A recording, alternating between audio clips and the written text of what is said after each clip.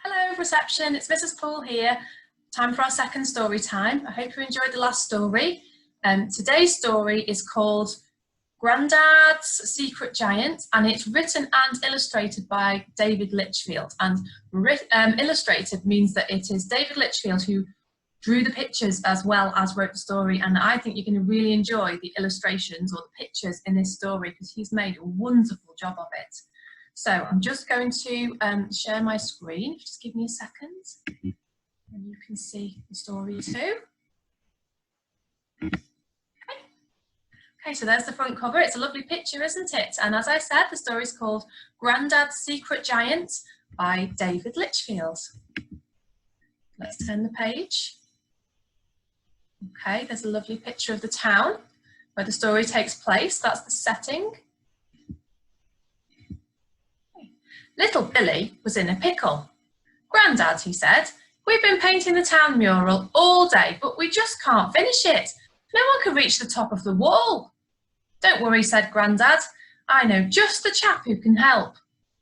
That's a lovely painting they're doing, isn't it, on that wall? He has hands the size of tables, Grandad continued, legs as long as drain pipes, and feet as big as rowing boats. Do you know who I mean? The secret giant, Billy sighed. You've told me about him 1,000 times, Grandad. You're making it up.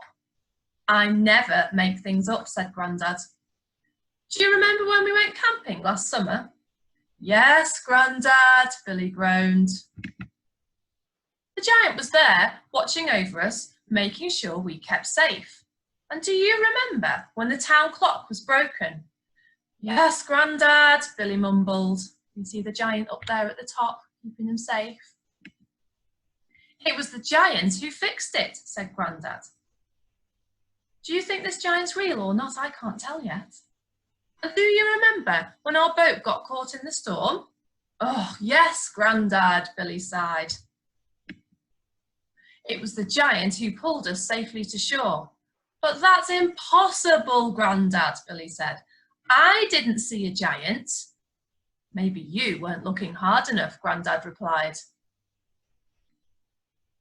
Can you see him in that picture? Don't think I can spot him in that one. Oh, there he is. And that's not all the giant's done. He also caught your kite before it blew away, stopped the big oak from falling in the wind, and rescued Murphy when he got stuck on the roof, helped the cars cross the bridge when part of it fell down. The giant does all these things for our town, quietly and without making a fuss. And nobody knows except for me. You don't get to my age without sharp eyes. But Grandad, Billy said, if the giant is so helpful and good, why does he want to stay such a big secret? Because people are scared of things that are different, said Grandad. When people see the giant, they scream and run away. It makes him sad. I wouldn't be scared of a silly old giant, Billy scoffed. If he was real, which he's not. Try getting up and going to the mural tomorrow at dawn, said Grandad with a wink. The next morning, Murphy woke Billy up at dawn. He tried to go back to sleep, but Murphy wouldn't stop barking.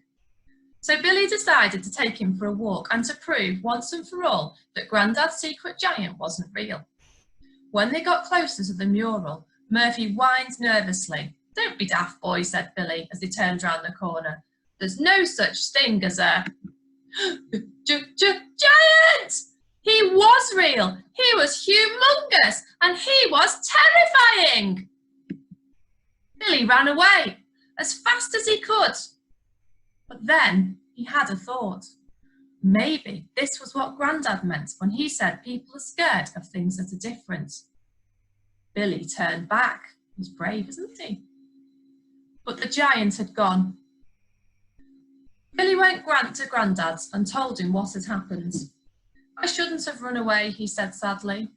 Well, we all make mistakes sometimes, said Grandad, but I'm sure you can think of a way to make the giant feel better. What makes you feel better when you're upset? Billy thought for a moment. Then he had a great idea. Billy told Grandad his plan, and they got to work.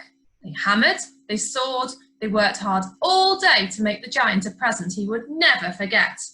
I wonder what it's going to be. When it was finished, Billy and Grandad hoisted Murphy up high, hoping the giant would come and rescue him again. So they've set a trap. That's a good idea, isn't it? Then there was nothing to do but wait and wait some more. They waited all afternoon until the sun began to set. What if the giant doesn't come back? Billy said. Maybe he's fed up of people screaming and running away.